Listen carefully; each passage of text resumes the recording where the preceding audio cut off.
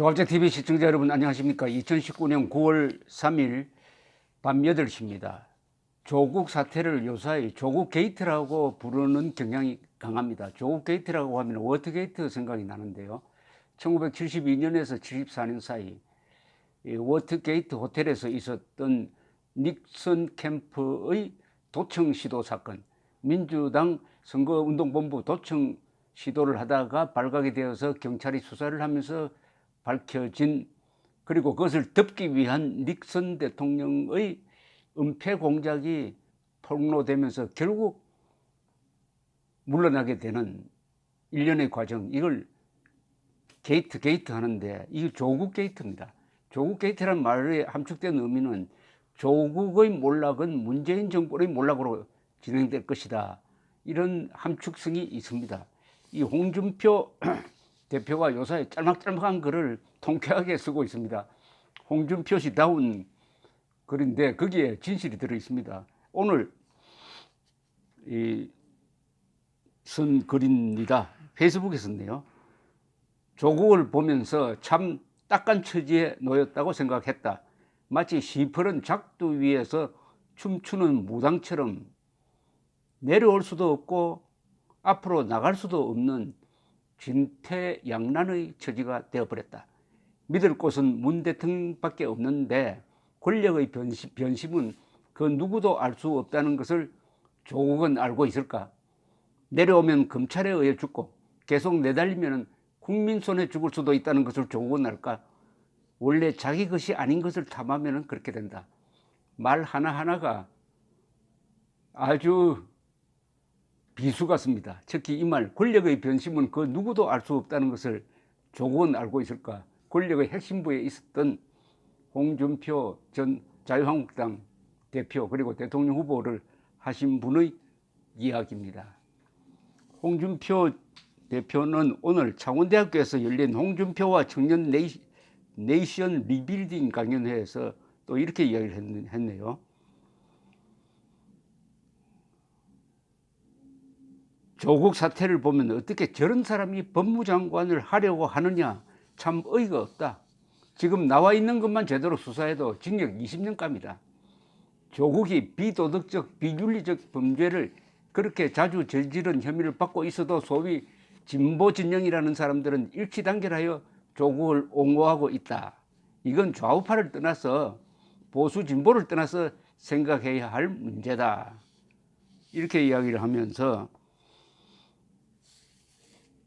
임명을 강행하면은 문 정권이 망할 것이다. 문 정권이 망할 것이다. 이렇게 예언을 했습니다. 제2의 4.19라는 말이 요사이 나오기 시작했습니다.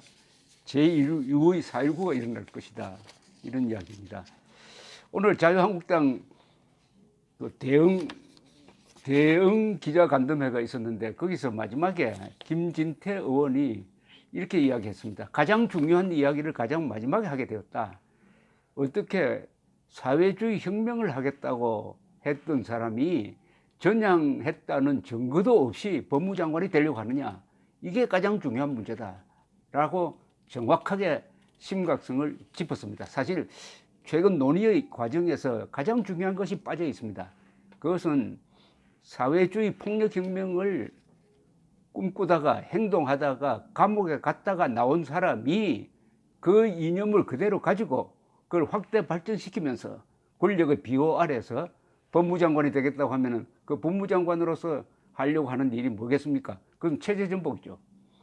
한국의 반공 자유민주주의 체제를 개헌을 통해서 바꾸든지 아니면은 아주 교묘한 행정적 방법으로 바꾸든지 아니면은 교묘한 이념적 정치적 공작을 통해서 한국 자유민주주의 체제의 영혼을 빼버리든지 하려는 것을 목적에 두고 목표로 삼고 문재인 대통령이 이렇게 욕을 먹으면서도 그 자리에 박아넣겠다 하는 것 아니겠습니까?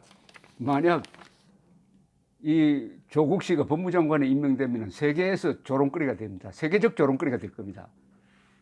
검찰로부터 집중적인 수사를 받고 있는 현행 피의자입니다. 현행 피의자가 검찰을 지휘하는 법무장관이 되었다.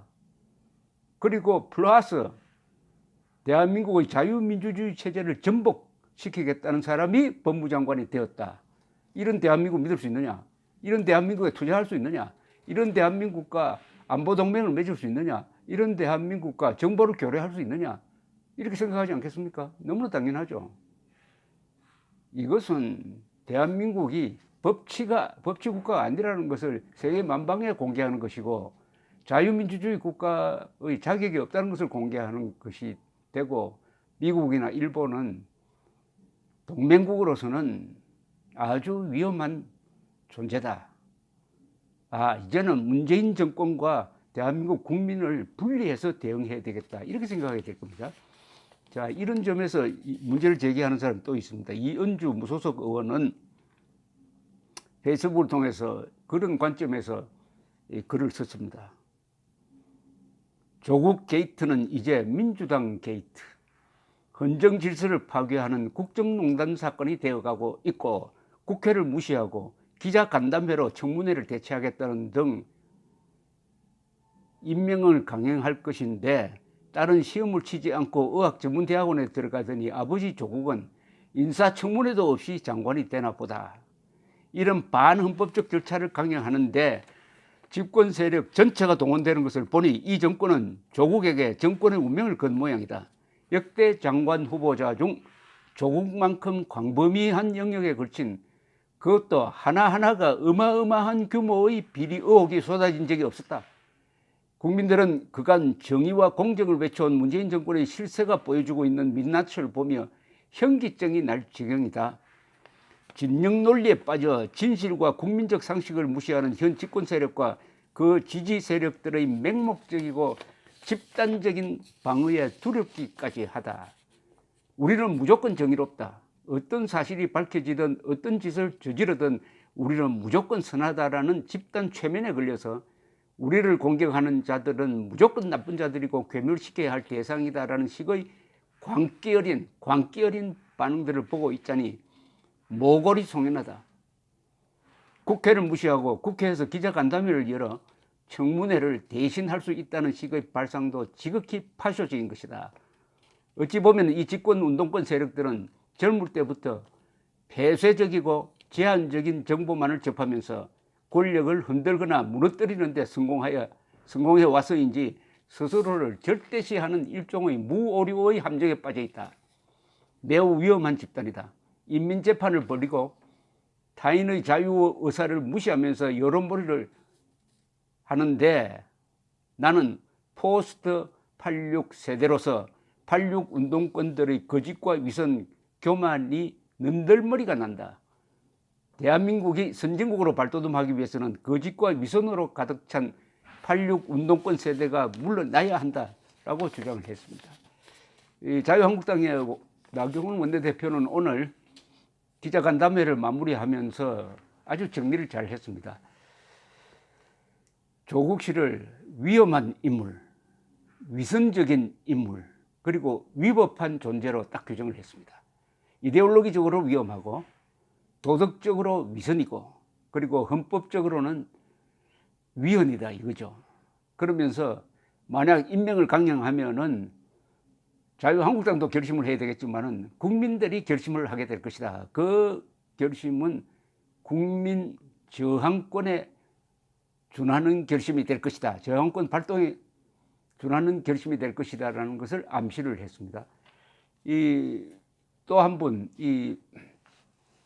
이른바 진보 진영의 대표 지식이라고 볼 수 있는 최장집 교수도 문화일보와의 통화에서 지금 하고 있는 것은 문재인 대통령의 초법적, 초헌법적 발상이다. 헌정 질서에 맞지 않다 하는 표현을 했습니다. 지금 제가 소개해 드린 것은 다 이번 조국 게이트의 문제의 본질을 보는 사람들 이야기입니다. 본질은 뭐냐? 국가 전복을 꾀했던 사람을 법무장관에 앉힌다는 겁니다. 그것은 법무장관, 과거에는 지방대학교 교수였으니까 성공하지 못했지만 법무장관으로서 국가전복을 한번 해보라. 내가 적극적으로 뒷받침해 주겠다. 또는 우리가 뒷받침해 주겠다. 이렇다면 이것은 조국 게이트는 헌정 중단 또는 반역으로 가는 문이 될 것이고, 그것은 불가피하게 국민들로 하여금 들고 일어나라라는 신호탄이 될 것이라고 생각을 합니다. 대한민국의 주권은 국민에게 있습니다. 헌법 제1조입니다. 감사합니다.